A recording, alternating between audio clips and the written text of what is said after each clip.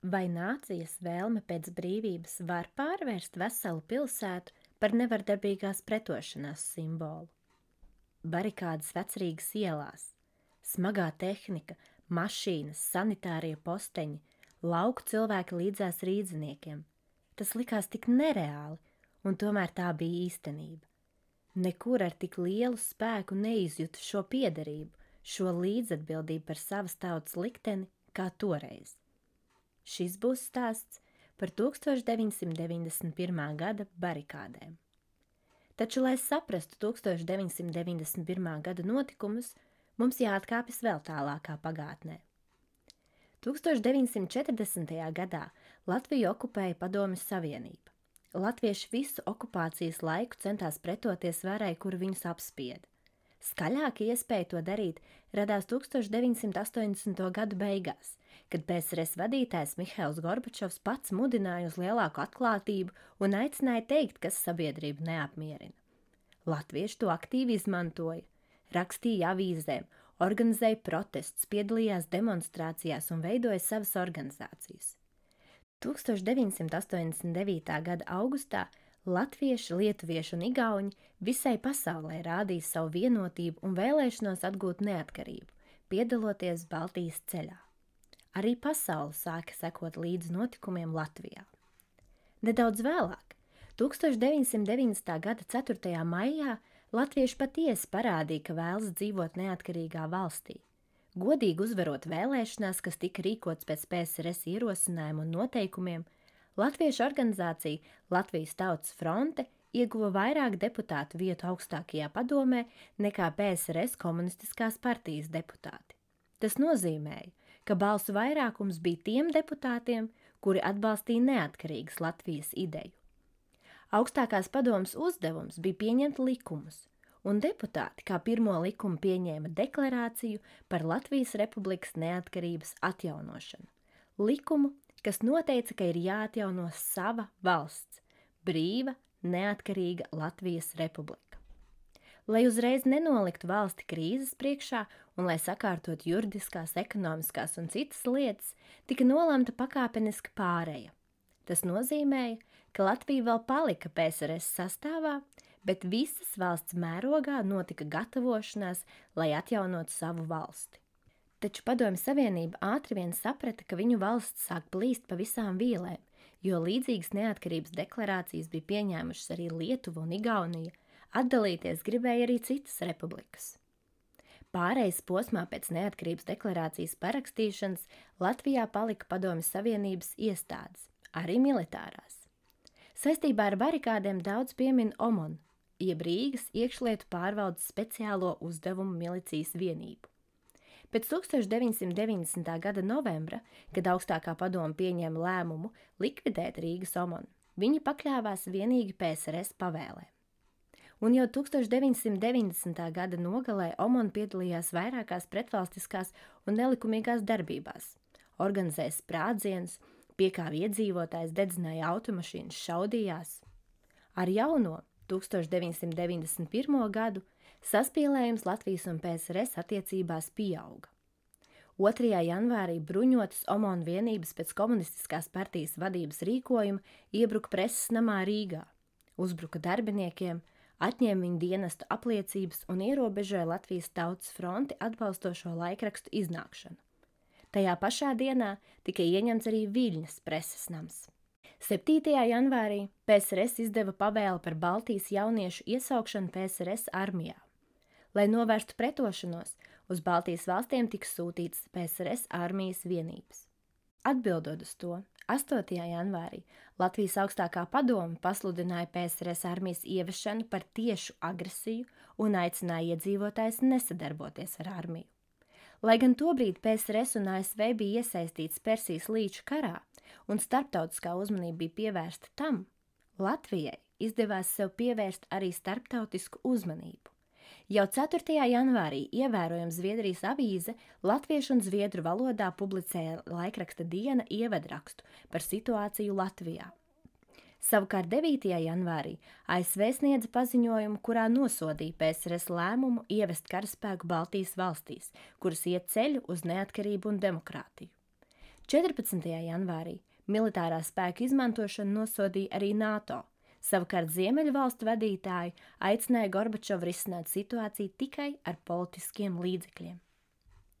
11. janvārī PSRS armija Viļņā ieņēma vairākas ēkas, lietoja šaujamieročus, bija vairāki kritušie. Bija vērojama arī bruņu tehnikas pārvietošanās Rīgā.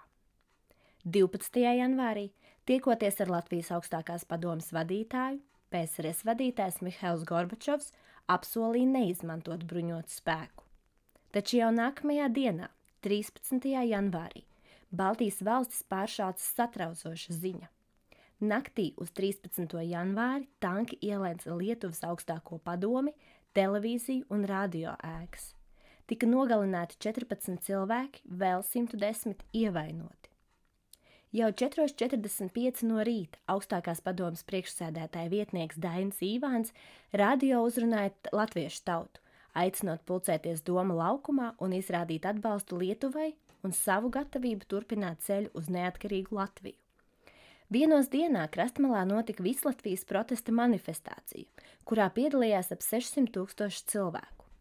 Latvijas Tautas frontes priekšsēdētājs Romualds Ražuks aicināja celt barikādes. Manifestācijas dalībniece Aiju Ozoliņa atceras.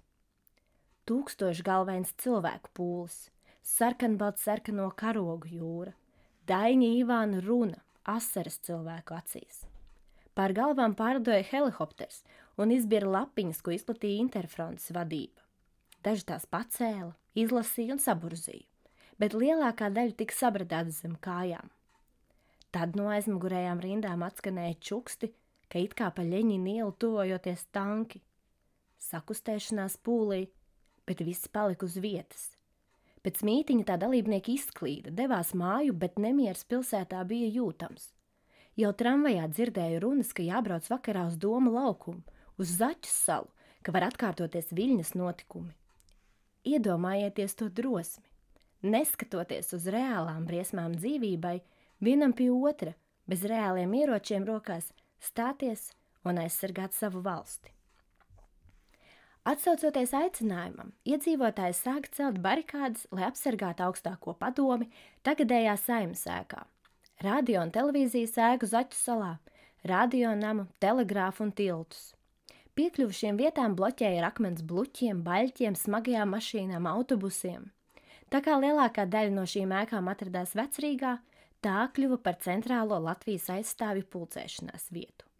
Iedzīvotāji paši stājās uz barikādēm, lai parādītu gan latviešiem, gan pasaulei savu gatavību ziedot dzīvību, aizstāvot Latviju. 14. janvārī OMON uzbruka barikāžu aizstāvjiem pie Vecmilgrāvi tilta. Uzbrukumi turpinājās arī vēlāk, un 16. janvārī tika nošauts pirmais barikāžu aizstāvis. Turpmākajās dienās barikādes tika nostiprinātas, papildinātas. Barikāžu dalībnieks Dzinters Lāzers, kurš Latvijas okupācijas laikā vēl bija tikai bērns, bet barikādēs jau krietnā vecumā, atceras. Mēs stāvējām uz stūra pie ieejas augstākajā padomē, kad pienāca klāt kāds vīrs. Varēja redzēt, ka viņš ir ļoti aktīvs, jauns cilvēks, tikko nācis no darba. Viņš mums jautāja, ko jūs gaidāt? Vai neredzat, ka iela uz Rīgas pils laukuma ir atklāta? Bet ko lai dara? Viņa atbild bija ļoti pārliecināta. Jāceļ barikādes. Un tā mēs, 3 cilvēki, sākām jaukt no stalažas, kas bija saslēgts pie ēkas tās atjaunošanai.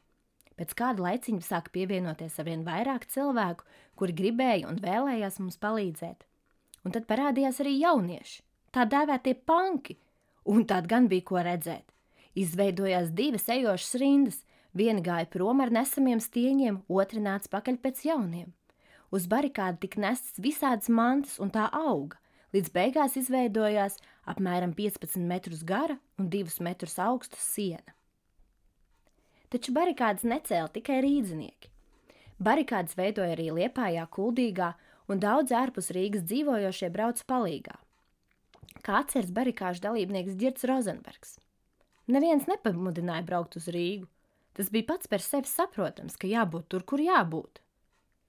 Tie, kuri nevarēja visu laiku atrasties barikādēs, ar vilcienu atbrauc uz Rīgu pa dienu, atved ēdienu un citas noderīgas lietas un vakarā brauc atpakaļ. Atmiņu stāstos daudz tiek pieminēts, ka vilcieni uz Rīgu bija pārpildīti. Gan barikāžu dalībnieki, gan mājās palikušie cauri dienu klausījās radio, lai uzzinātu par aktualitātēm. 20. janvārī norisinājās izšķirošie notikumi. 21:07 OMON sāka uzbrukumu iekšlietu ministrijas ēkai Rīgā.